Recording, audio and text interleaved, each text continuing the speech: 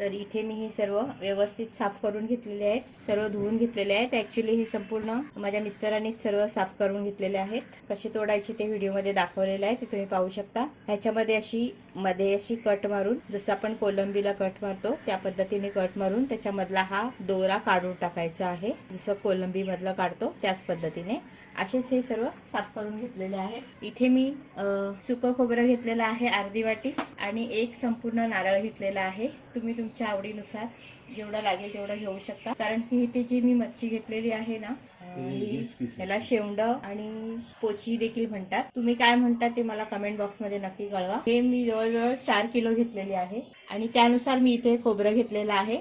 त्याच्यामध्ये खडे मसाले घेतलेले आहेत, 2 तेजपत्ता, दालचिनी 2 इंचाची, 5 ते 6 काळी मिरी, 4 लवंगा, 1 जावित्री घेतलेली आहे आणि 1 मोठा चमचा 6 जिरे घेतलेला आहे. इथे हिरवा मसाला घेतलेला आहे, मुठभर कोथिंबरी, 1 लसूणचा कांदा पूर्ण सोलून घेतलेला आहे, 2 हिरव्या मिरच्या आणि 1 इंचाचं आलं. हे सर्व आपण एकत्र वाटून घेणार आहोत.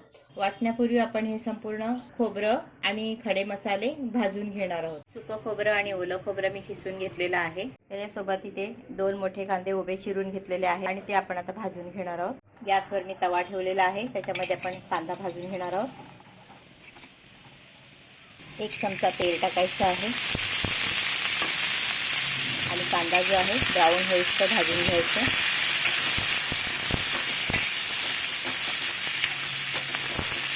अशाच पद्धतीने आपण खोबरं सुद्धा ह्याच्यात भाजून घेणार आहोत. 2 मिनिटं मी गरम मसाले, खडा मसाले सर्व त्याच्यामध्ये भाजून घेतलेले आहेत. आता मी गॅसची फ्लेम बंद करते आणि हे सर्व मिश्रण आपण थंड करून घेणार आहोत. मिश्रण आपलं छान थंड झालेलं आहे. आता आपण मिक्सरच्या भांड्यामध्ये काढून घेणार आहोत. त्यातच आपण टाकणार आहोत 2 हिरव्या मिरच्या, 1 संपूर्ण कांदा किंवा 15 ते 20 लसूणच्या पाकळ्या, 1 इंचाचं आलं आणि मुठभर कोथिंबरी. ह्याच्यामध्ये थोडं पाणी टाकून पेस्ट बनवून घेऊया. गॅसवर मी टोप ठेवलेला आहे, त्याच्यामध्ये आपण 3 ते 4 चमचे तेल टाकणार आहोत. इथे मी डावचा वापर करते, 3 डाव टाकलेला आहे. आपण टाकणार आहोत तेजपत्ता, थोडंसं हिंग आणि आपण टाकणार आहोत तयार केलेली पेस्ट.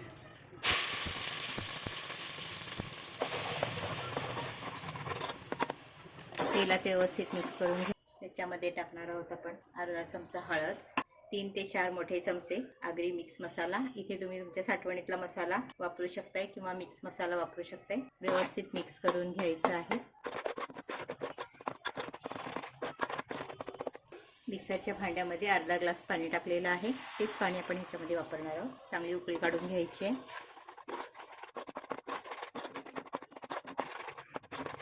पोची सोडणार आहोत. तुम्ही पाहू शकता याच्यामध्ये अंडी सुद्धा आहेत.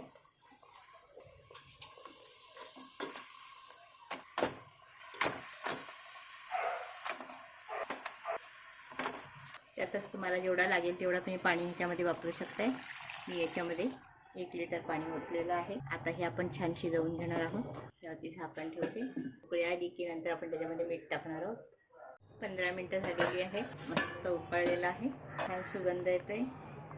आता आपण त्याच्यामध्ये टाकणार आहोत पाव चमचा गरम मसाला आणि टाकणार आहोत चवीप्रमाणे मीठ. तर इथे मी मीठ हातानेच टाकत आहे. वर बारीक चिरलेली कोथिंबरी व्यवस्थित मिक्स करून घ्यायचं आहे.